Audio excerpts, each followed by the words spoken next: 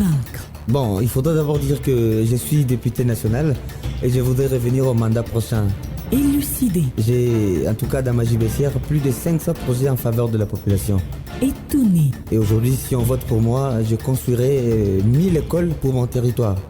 Répondre sans embâge à la curiosité de Radio 50. Non, Jean-Marie Kassamba. Ça, c'est ma vie privée, monsieur. En 5 minutes, la RDC vous écoute, le monde vous découvre. Radio 50, les sons de la RDC. Interview. Désignation des animateurs de la Commission électorale nationale indépendante, AFERAM. On en parle avec le coordonnateur adjoint de la cellule de communication de l'UNC, parti cher à Vital Kamerhe, Benito Kiangoudia. Bonjour. Bonjour Madame Jenny. Alors c'est Kiangoudi. Kiangoudi, excusez-moi. Je vous pardonne. On a toujours tendance à dire Kiangoudia, mais c'est plutôt Kiangoudi. Voilà, dites-nous quelle est la vraie raison du blocage. Alors, avant tout, je tiens à vous remercier pour l'invitation. Et merci d'avoir rappelé que j'ai été élevé en rang et en dignité récemment par l'honorable Vital Kamerhe, en ma qualité de coordonnateur adjoint de la cellule communication. C'est la seconde fois que je passe sous Télé 50 et c'est un plaisir. C'est la première fois à la radio ici, chez vous, mais merci pour l'invitation. Je tenais à le dire. Alors, la question c'était le blocage, c'est ça ? Oui. À ce stade, je pense qu'il est question de bonne foi, de volonté. Vous voyez que ça rime, foi, l'église, tout ça. Moi, j'ai du mal à comprendre que les gens ne se posent pas les bonnes questions. Concernant la CENI, c'est bien ça. Si nous partons, nous revenons un peu en arrière, de Ngoï Mulunda, tout ça, jusqu'à Nanga, nous avons toujours eu des problèmes avec le processus électoral qui n'a, pour la plupart de Congolais, moi je pense que aussi je suis de cet avis-là, n'a pas toujours été totalement crédible. Le processus n'a vraiment pas toujours respecté la volonté populaire à 100%. Et donc c'est même à cause de ça qu'il y a eu régulièrement des crises de légitimité. Nous sommes allés à la Sound City pour justement régler ce problème-là avec l'accord, justement. Les acteurs politiques étaient là, présents. Ils se sont mis d'accord pour que les choses se fassent de manière plus sérieuse maintenant. Aujourd'hui encore, nous risquons de préparer de perpétuer cette mauvaise tradition qui consiste à avoir des crises après élection, tout ça. Nous n'en voulons pas. Par rapport à votre question, ici, il faut se poser des questions. Moi, je me pose des questions. Comment expliquez-vous que, alors que le 23 juillet dernier, les évêques, enfin en tout cas tous les princes de l'Église se sont réunis et ont fait une déclaration pour dire que ils étaient victimes de menaces, certains, de menaces, de manipulation, d'intimidation, pour qu'ils choisissent un candidat X. Je ne suis pas là pour citer des noms, mais un candidat X qui pose problème aujourd'hui. Et que le lendemain, toutes les 6 confessions religieuses, à part les 2 qui sont opposées, soutiennent bizarrement ce candidat. Non, il faut qu'on évolue. On ne peut pas présenter au peuple congolais ce genre d'aventure. C'est quand même des princes de l'Église. Nous faisons confiance à leur volonté de nous amener un processus électoral crédible en 2023. Et nous n'en avons pas besoin. Nous, Cash, nous allons gagner les élections. Nous voulons conquérir le pouvoir de manière loyale. Nous savons que nous allons aller vers les Congolais parce que nous aurons un projet à leur présenter. Et nous n'avons pas besoin qu'on nous présente ce genre de béquilles ou ce genre de bassesse où il faut manipuler les choses. Non. Nous appelons à la volonté, nous appelons vraiment au sérieux de la part des évêques parce que ce sont des gens de l'Église pour qu'ils nous amènent vers un processus sérieux et responsable. Ok, messieurs Benito Kiangoudi, dites-nous un peu tous ces débats, toutes ces discussions autour de la désignation du candidat président de la CENI. Cela ne pourra pas retarder un peu les élections en 2023 parce que quand de l'autre côté, il y a la CNCO et les CC qui disent non à la candidature de Denis Kadima, de l'autre côté, il y a l'aile de Dokamba qui refuse carrément d'échanger d'avis. Cela ne pourra pas causer du retard. En fait, c'est dommage, parce que, comme je l'ai dit, tout est question de bonne foi. C'était prince de l'Église quand même. Le peuple congolais, le président de la République l'a rappelé, il n'est pas question que nous glissions en 2023. Nous voulons avoir des élections en temps et en heure, comme c'est prévu par la Constitution. Moi, je ne sais pas, ça ne choque personne que ce candidat-là qui pose problème aujourd'hui soit soutenu par des politiques que nous sommes. Non, ça ne devrait pas être le cas. J'ai peur effectivement que nous ne tenons pas la date des élections. Mais nous sommes des Congolais, nous sommes en famille. Je pense qu'on doit se surpasser. On doit donner le meilleur de nous-mêmes. Et les princes de l'Église ont cette lourde tâche de nous apporter un processus crédible. Vous savez, à ce stade, madame, il ne s'agit plus de... Parce que j'ai entendu un camp dire oui, il y a la majorité, la loi de la majorité, etc. Non, vous êtes des princes de l'Église. Vous n'êtes pas les politiques comme nous. Parfois, on peut être appelé à faire des combines ou des concessions. Voilà. Non, eux, ils se doivent d'être exemplaires. Et ici, comme je disais, il ne s'agit pas de majorité. Il ne s'agit plus ici de majorité. Pour moi, il s'agit d'intégrité. Il s'agit ici de moralité et surtout de sincérité envers Dieu et aussi le peuple congolais. Voilà un peu pourquoi je demande à nos princes de l'Église de se surpasser. Que l'Assemblée nationale ne fasse pas, j'ai envie de dire, ingérence. C'est-à-dire qu'elle laisse suffisamment de temps, bon, pas non plus donc l'Assemblée nationale ne doit pas s'imposer. Non. Parce que je ne pense pas que c'est ce qui est prévu par nos textes. Qu'on laisse, évidemment, on ne doit pas le laisser 10 jours, 4 jours, que nos princes de l'Église soient responsables, ils donnent une position claire. Mais aujourd'hui, si le candidat, le fameux candidat, parce que je ne suis pas là pour citer des noms, pose problème, pourquoi ne pas l'écarter tout simplement ? Puisque ce n'est pas une question de technicité. Ici, il est question, en tout cas les évêques ont mis en avant le fait qu'il serait affilié à un camp, le nôtre ou un truc comme ça. Nous ne voulons pas qu'on jette de la pierre sur notre victoire. La victoire qu'on aura. Nous, l'UNC, on est sur terrain. Nous travaillons tous les jours pour justement que le peuple nous fasse confiance en 2023. Donc on n'a pas besoin qu'il y ait des choses, des combines, etc. Élevons le débat. Trouvons une solution, encourageons nos princes de l'Église à donner des vraies solutions. L'histoire de candidats qui posent problème, écartons-le, avançons, trouvons un candidat. Il y en a, ils ont des candidats, des meilleurs candidats. Ok, l'aile Donatien Cholé dit détenir des preuves des tentatives de la corruption. Mais pensez-vous à ces sujets ? Mais c'est très bien, s'ils ont des preuves, qu'ils nous présentent des preuves. C'est aussi ça, la démocratie. Non, il va bondir, présenter toutes ces preuves seulement à l'Assemblée nationale parce qu'il voulait les présenter au président de la République. Mais comme jusque-là... Moi, j'irais même loin, madame, qu'il présente ça au peuple congolais. C'est nous les souverains primaires, c'est nous les boss de ce pays. Donc, qu'on nous présente ces preuves-là.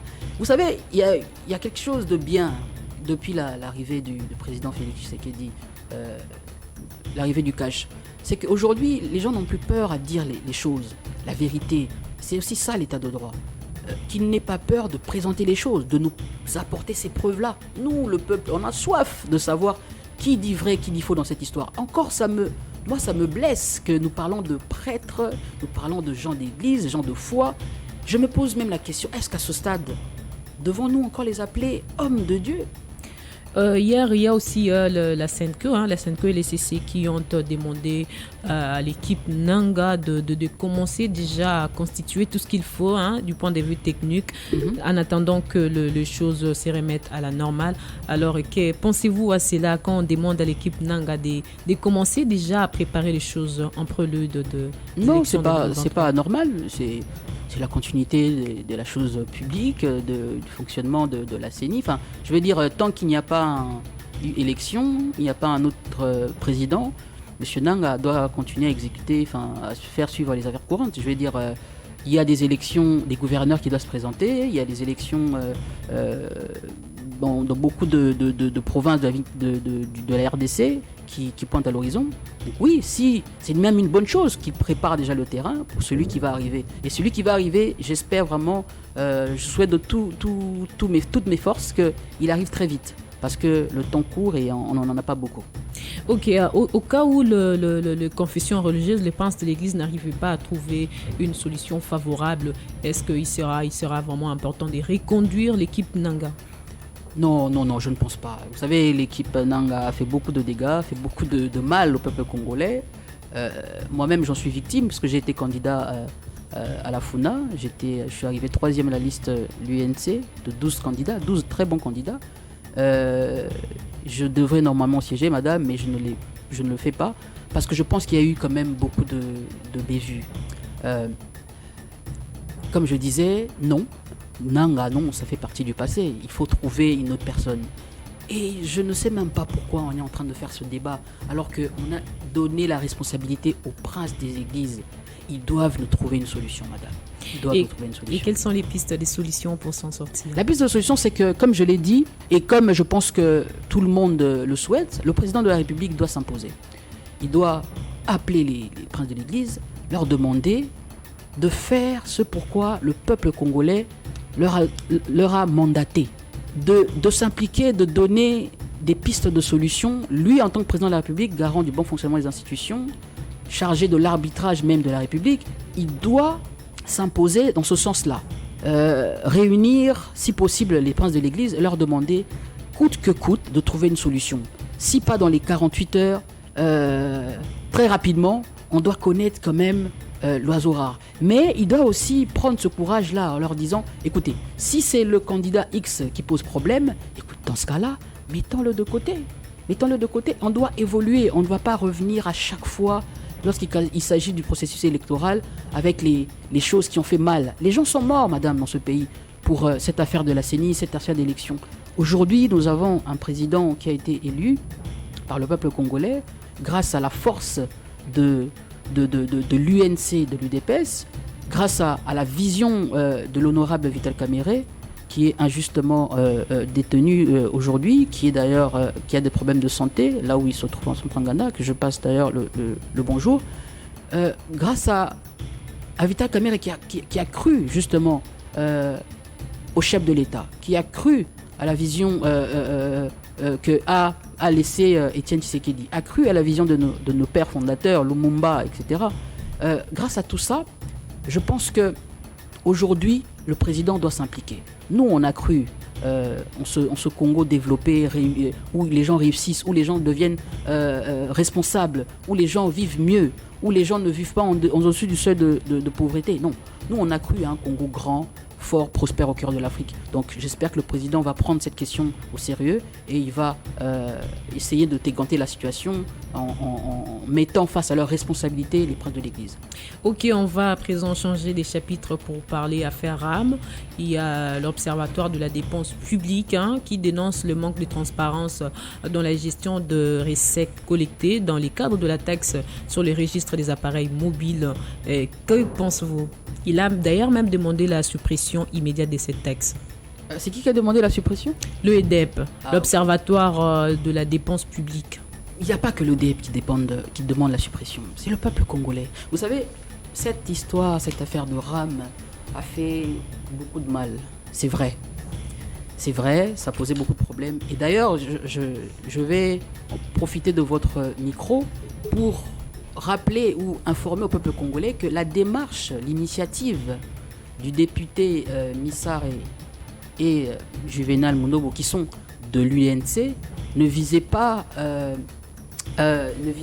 c'était pas fait pour causer du tort, n'était pas fait pour jeter de la pierre à qui que ce soit. Surtout que c'est une gestion ou c'est un pouvoir du cash, de l'union sacrée, c'est notre pouvoir. Donc nous ne sommes pas là à se jeter de la pierre. C'était une initiative de députés qui ont exercé leur rôle, qui ont fait leur rôle de députés en saisissant l'opportunité pour interpeller le ministre qui s'est d'ailleurs présenté, il faut le rappeler, le ministre a eu le courage de venir nous dire des choses qu'on ignorait. Le peuple congolais ne doit pas s'emballer. Je ne pense pas que la volonté première du ministre ou même des services qui l'accompagnent dans cette affaire de RAM était de faire souffrir le peuple congolais. Non, nous, Cash, nous sommes venus avec une autre vision. Nous sommes venus pour améliorer le quotidien du peuple congolais. Comme je l'ai dit, avec l'arrivée du président Félix, les choses changent. C'est pas encore ça. Nous sommes à un point. Nous avons quitté d'un point A à un point, je peux dire M aujourd'hui, jusqu'au Z, c'est long. Mais j'ai envie de dire ici de quoi on parle. Nous, Cash, nous ne pouvons pas aujourd'hui aller prendre des initiatives qui font souffrir le peuple congolais. Donc, cette affaire-là, je pense qu'au niveau de l'Assemblée, c'est en train de se traiter. Ils sont en train de voir dans quelle mesure demander la suppression directe de cette... C'est même pas une taxe, c'est-à-dire le ministre lui-même l'a dit, c'est des services, c'est une rémunération pour un service rendu, service d'ailleurs qui peut être discuté, qui l'a demandé ce service, personne, mais je pense que cette perception-là d'argent sur le compte, sur les crédits des Congolais, n'est pas une bonne chose. Donc on doit la retirer calmement. Mais le peuple congolais doit savoir que le cash est du côté du peuple. L'Union sacrée travaille pour le peuple. Et donc ce n'est pas le moment de se jeter des pierres ou d'attaquer le ministre qui ne pense pas qu'il a fait ça. Ok, monsieur Benito, voilà. Certains disent que cette taxe n'a pas des fondements juridiques. Pensez-vous à ces sujets? Madame, je suis comme tout Congolais. Je pense également qu'il y a pas de transparence. Je ne pense pas qu'elle est assise vraiment sur un fondement. Elle est assise sur un fondement juridique, cette rame. Mais c'était une solution. C'était une solution que des Congolais comme vous et moi ont réfléchi pour tant soit peu aider les Congolais dans les histoires de vol, etc. Mais ça fait mal. C'est une histoire qui fait mal. Et comme le peuple est souverain, il faut carrément le retirer. Mais je ne pense pas que la volonté, comme j'ai dit, du ministre était de faire du mal. Hein. Aujourd'hui, ce que nous attendons, c'est le retrait complet de cette rame. Nous aimerions également savoir, avoir un éclaircissement sur l'orientation des fonds, etc. Mais aller jusqu'à la destitution, etc. Bon, peut-être pas à ce stade. Hein. Il faudra voir les choses d'une autre manière. Hein. Régler ça de manière responsable, parce qu'il s'agit de l'État, il s'agit du peuple congolais, il s'agit de nos compatriotes. Donc il faut régler ça d'une autre manière que directement de se tirer dessus. J'ai rappelé encore que l'UNC, à travers ses députés, n'ont fait que leur travail de député, de parlementaire. Ce n'était pas une initiative pour attaquer qui que ce soit ou quoi que ce soit. Non, voilà, c'était vraiment une initiative parlementaire qui doit être réglée entre le Parlement et les personnes mises en cause. Ok, certaines analyses et certaines personnes plutôt, certains analystes disent que Christophe Mbosso plutôt aurait reçu des intimidations, des menaces justement pour ne plus recevoir le ministre de Pétentique Augustin Kibassa Maliba parce que l'argent au fait collecté dans le cadre de la taxe RAM aurait servi à un groupe des individus et non plutôt à la loi de finances exercice 2022. Et à ces sujets, comment comment commentez-vous cet avis, cette réaction en fait? Alors ça, ce sont vos propos. Moi, je n'ai pas cette information-là, mais c'est grave si c'est le cas. Mais comme je dis, je ne peux pas parler pour des choses que je ne sais pas. Et si c'est le cas, qu'est-ce que vous allez conseiller à Christophe Mbosso en tant que président de l'Assemblée nationale? Parce que le regard de tous les Congolais sont actuellement fixés à l'Assemblée nationale. Nous attendons que le ministre revienne pour d'autres éclaircissements, parce que l'autre fois, il n'a pas pu convaincre non seulement les députés, mais aussi la population. Je suis d'accord. Non, mais je pense que le président de l'Assemblée doit être... il est sage, hein, c'est le doyen de l'Assemblée. Il doit montrer l'exemple. S'il y a une procédure parlementaire qui est en cours, elle doit suivre son cours. Maintenant, je ne pense pas que, comme vous présentez les choses, que voilà, le président Mbosso prévoit de sauver le ministre par des voies totalement paradoxales à l'état de droit. Non, je ne pense pas. attendons de voir. Hein. Le ministre était empêché, je pense que c'était ça. Il va revenir, j'espère qu'il va revenir pour éclairer la population. Mais je pense que cette histoire doit se finir dans le calme. L'objectif ici, on a d'autres priorités aujourd'hui. Évidemment, ça touche au cœur même des foyers des Congolais. Ça devient difficile pour les Congolais. Mais on a autre priorité aussi, en plus de celle-ci. On a la question sécuritaire de l'Est. On a la victoire du peuple social qui n'est toujours pas obtenue. Donc on doit continuer avec ce genre d'exercice, des interpellations, mais il faut le faire de manière réfléchie et sérieuse. Il ne faut pas faire du populisme juste pour parler, quoi. Vous savez, Andy Warhol a dit, on a plus de pouvoir quand on se tait. Donc voilà, si on n'a rien à dire, vaut mieux ne pas initier des choses ou faire des choses qui vont frustrer la population, notamment bloquer le cours d'une procédure parlementaire. Voilà. Madame, si vous me permettez, j'aimerais finir par un petit mot. Okay. Je souffre à ce jour parce que mon président national n'est pas en liberté, parce que beaucoup de choses auraient pu se passer différemment. Vital Kamerhe aujourd'hui, c'est le socle de la politique congolaise. Aujourd'hui, hier et demain.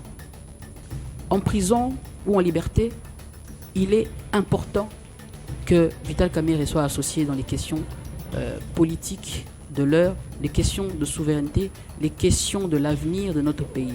Si on veut se développer, il faut qu'on le fasse dans l'unité. Vital Kamerhe est aujourd'hui injustement mis en prison. Je dénonce de la plus forte manière cette interpellation et nous espérons qu'à la Cour de cassation, nous obtiendrons gain de cause. Merci beaucoup, madame. Ok, merci, messieurs Benito Kangoudzi, d'avoir répondu à notre invitation. Je rappelle que vous êtes coordonnateur adjoint de la cellule de communication de l'UNC, parti cher à Vital Kamerhe. Convaincre. Bon, il faudra d'abord dire que je suis député national et je voudrais revenir au mandat prochain.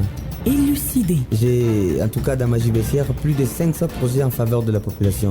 Étonner. Et aujourd'hui, si on vote pour moi, je construirai 1000 écoles pour mon territoire. Répondre sans embâge à la curiosité de Radio 50. Non, Jean-Marie Kassamba. Ça, c'est ma vie privée, monsieur. En 5 minutes, la RDC vous écoute, le monde vous découvre. Radio 50, les sons de la RDC. Interview,